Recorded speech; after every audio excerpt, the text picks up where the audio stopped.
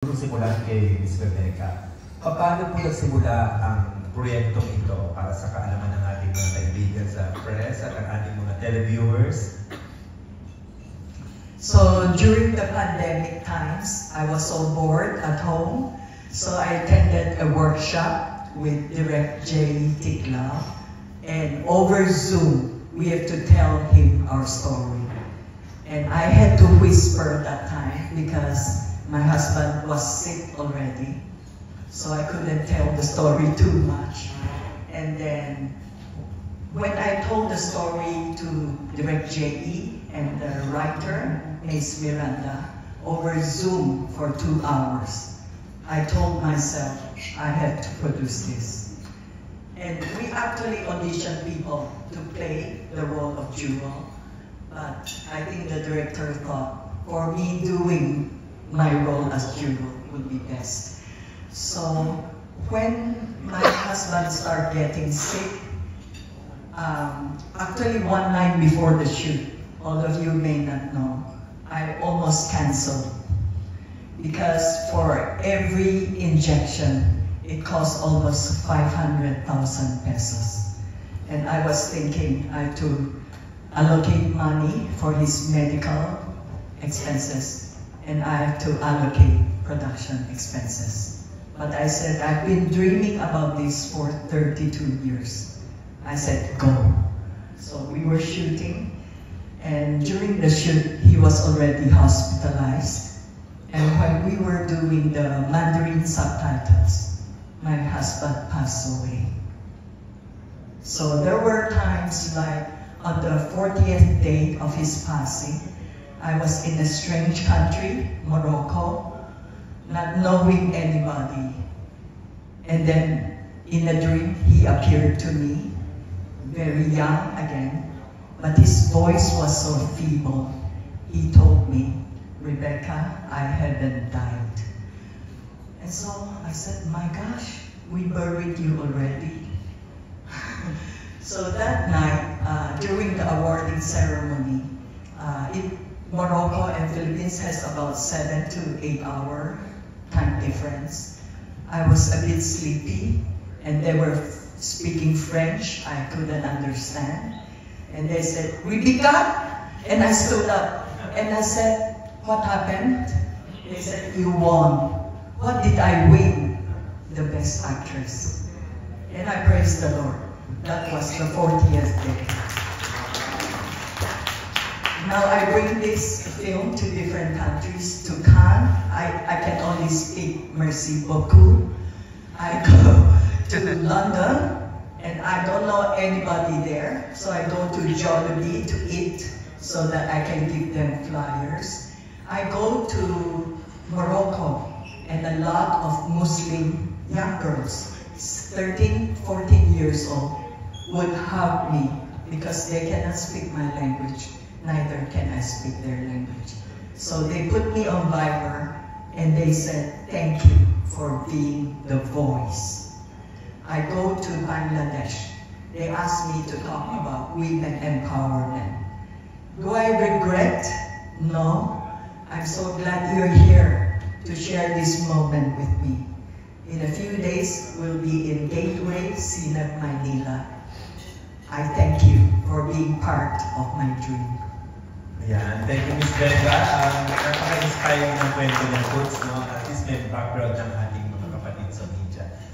For our Q&A, our first set of questions will come from Nestor Cordero of Manila Bulletin. Hi, good morning po. You were saying that the film has toured certain countries, which means that you produced the film in what year? This was in late 2022, when we were just coming out from pandemic, and we were almost locked in shooting because we had to have COVID tests and all this. And a lot of our pre-production meetings were done via Zoom. So 2023, I brought it to Cannes, to London, and all this. And thankfully, Sinag, Manila will take care of bringing this film to different countries and different regions for the next 5 years. In which section of the Cannes Film Festival was it shown? Usually it's in the drama portion, and they specify us under family drama. But lately, they put us Women in Asia to talk about women empowerment. From what I gather, it is a true story, no? It's biographical, in the sense that you're telling the story of your family, your own parents, your mother and your father, and the dynamics in the family and the favoritism over, the male is favored over the female. Are you not afraid that you are exposing hidden family secrets along the way? This story is a tapestry, weaving of stories from the director, from the writer, and me as the storyteller.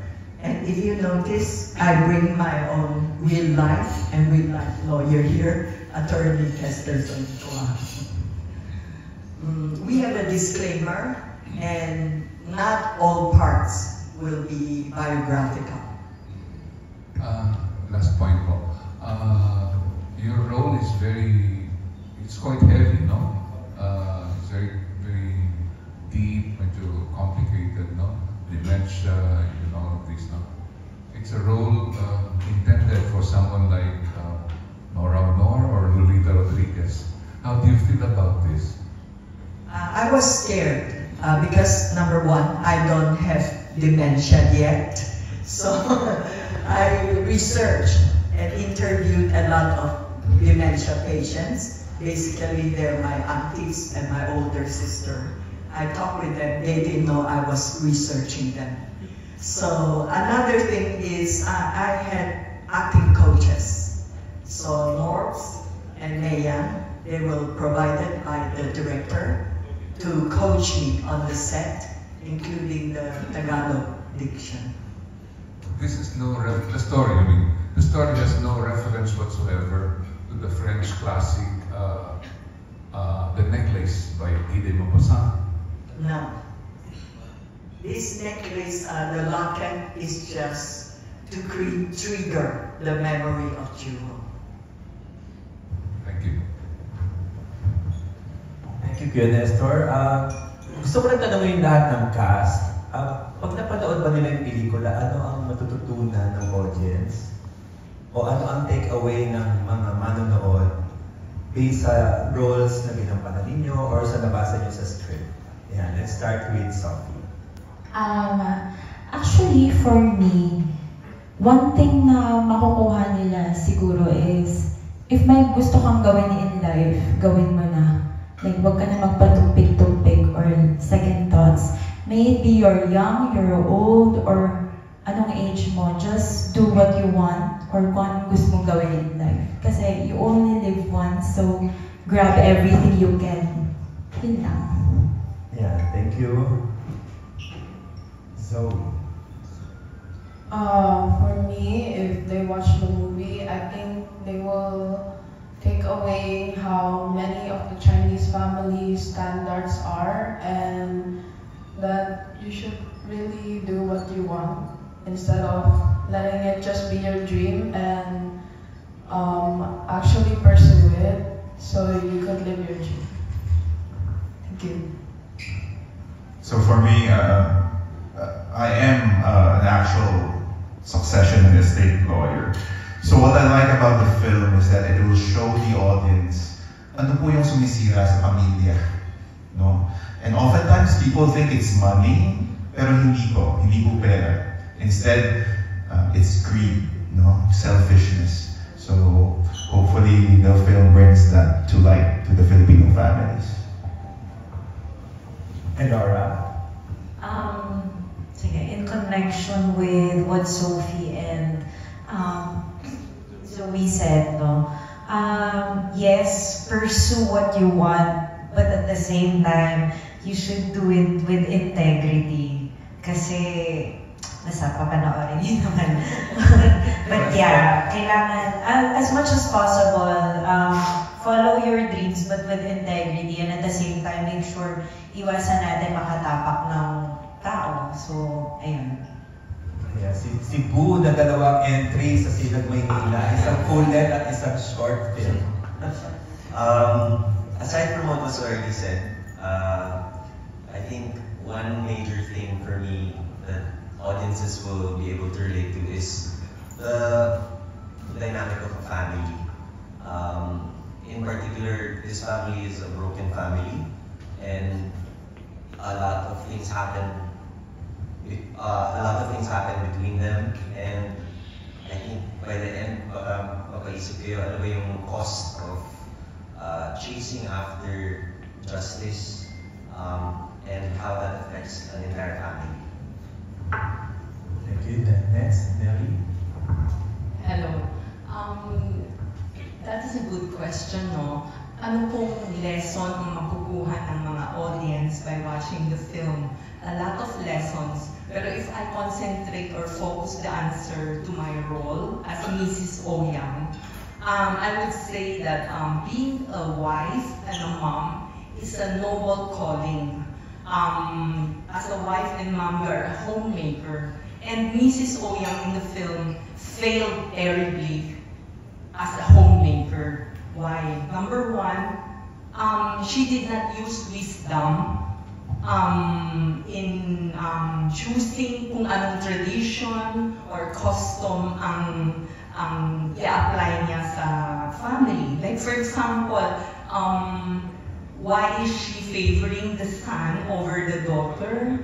In a lot of scenes, you will really see that hindi niya hinahide ang favoritism niya, which can affect a child like si Jewel, will affect her in her mental development, etc.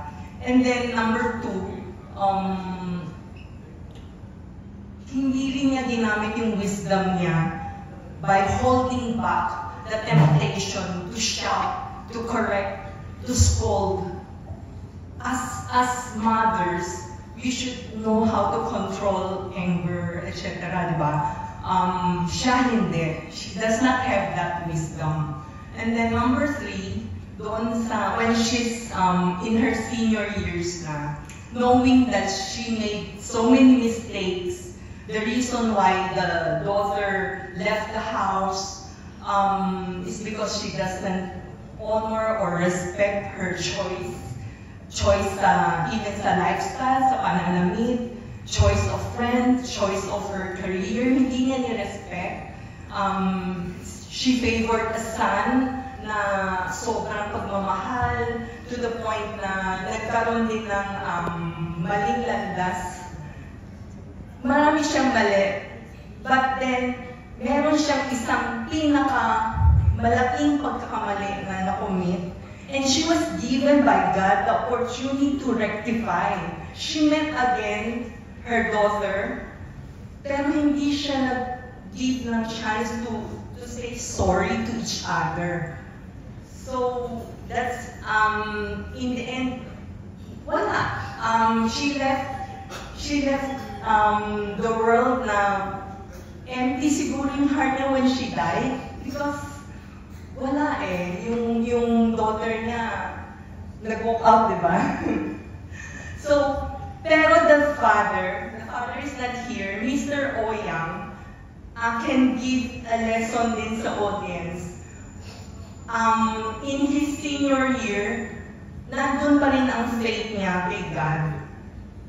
In his senior year, na matanda na siya, he gave up or surrendered the family problem to God and wrote a Bible verse. And yun ang magiging susi ni Jewel to forgive.